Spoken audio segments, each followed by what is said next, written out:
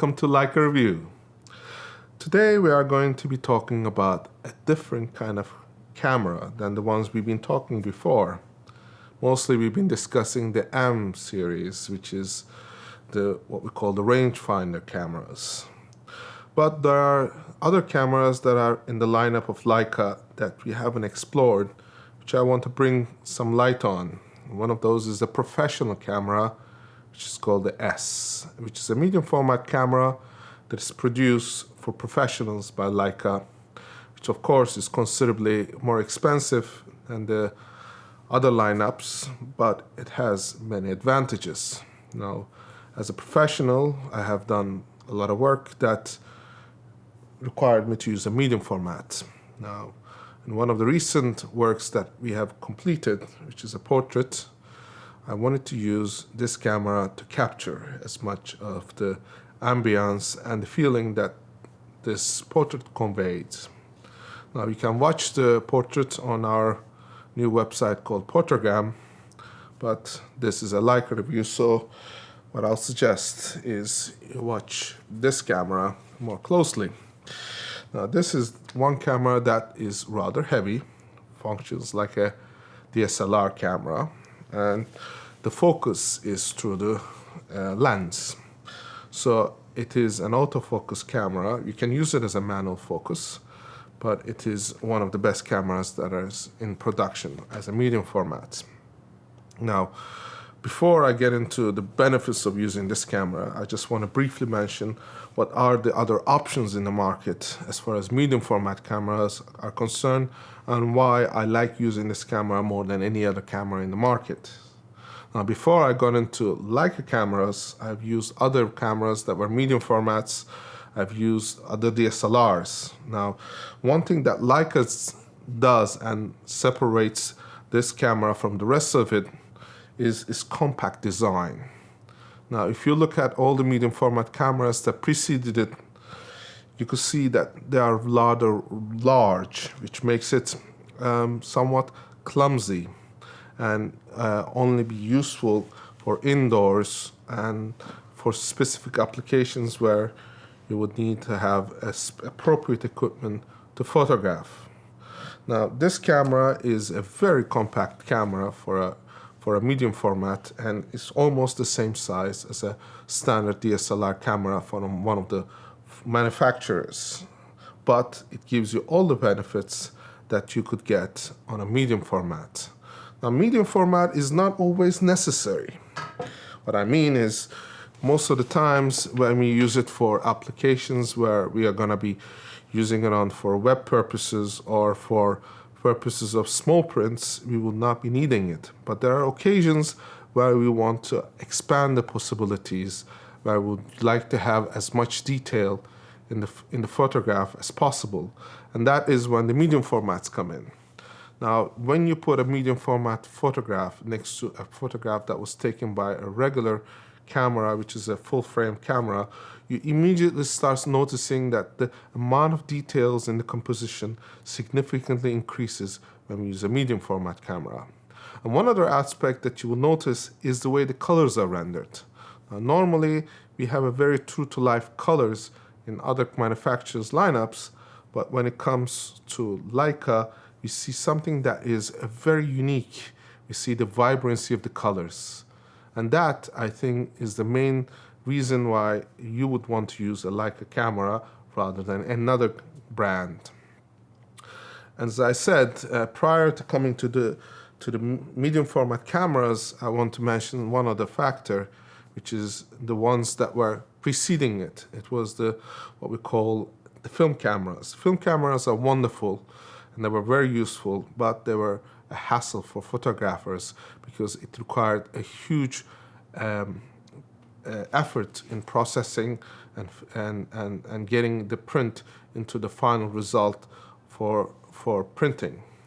Now with this, you can actually take the photograph, view it immediately, know what you have gotten and how you can use it. And this camera, as a Leica camera, is solidly built. And it's built in a way that allows you to use this camera almost anywhere outside or indoor. For outside, you could actually take this to the field and use it and know that it can survive weather conditions. Now it's almost weather sealed and has this beautiful grain on the exterior that helps you to hold it very solidly. It's almost a non-slippery surface. And another thing is the beautiful simplicity of the design. There are 4 buttons in the back, as you can see, and these 4 buttons helps you to direct anything that has to do with the camera. It's a very simple menu, and it allows you to choose the basic functions with almost minimal buttons. Now, if you look at other manufacturers' cameras, you will see almost 20 buttons on the back, which I think is not a very professional approach. It means that you have to spend a considerable amount of time trying to access the menus and the functions of the camera, which is not one thing that you want to do as a professional. Now, one other thing is it has no on and off switch, which is beautiful because sometimes you want to get the shot, you take the camera, you point it, and then you press it and it doesn't click. Why? Because you had forgotten to put the camera on. But this camera, as soon as you touch the shutter button, it comes on alive and stays on for about 2 minutes before you can take the photograph, and it's very responsive. Now, obviously, because it's a medium format camera, it does have a considerable noise, so it's not the best camera to use for street photography, but I would be able to use this under any other circumstances. It's a camera that performs extremely well and extremely fast. The autofocus is one that I think is a breakthrough for medium format cameras. Now, another thing is on top, there is this menu that you will see. It has multiple colors, so you can differentiate between the aperture size, the shutter speed, and the selections you have made within the camera. And that is, I think, very useful, including in circumstances where low light situations occur. Now, this camera has an important function, which is the CS and FPF.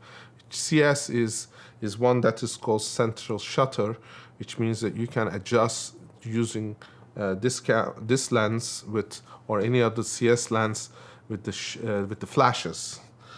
Personally, I think that if you are going to use this indoors and with flashes, it will be wise to invest a little bit more and buy the CS lenses rather than the normal version. Of course, these lenses are extremely large compared to standard lenses of the Leicas, so it means that you will have to have a considerable strength to carry this around. But medium format cameras, because they are so much bigger in sensor size, requires to have a bigger lens. Now, when you look at the lens, you will see that it has this barrel, and on the exterior of the barrel is this grooves that allows you, like this, to turn this very accurately, so you can override the autofocus function if you wish to do so, which is a wonderfully beautiful way of using this camera rather than allowing the autofocus to do all the thinking for you. So it means that you are more involved with your camera and you are using it, and it's in the command of the photographer rather than the command of the camera's functions. Personally, one other thing that I like is this button here, which allows it to be pressed upon, where you can change the different functions, so minimizing the amount of buttons that are in the back. And also there are 2 card slots that you can put memory cards in, so that means you don't have to switch the cards in and out of the machine very often. The battery runs considerably well, so I have used this to take a lot of pictures, and generally we have additional batteries as a professional, so within a photo shoot 2 batteries is generally sufficient. Personally, I wanted to take this camera into the scene, and I used the camera. I noticed one important factor, and this you'll notice is that this is the older versions. Now they have come out with the new versions.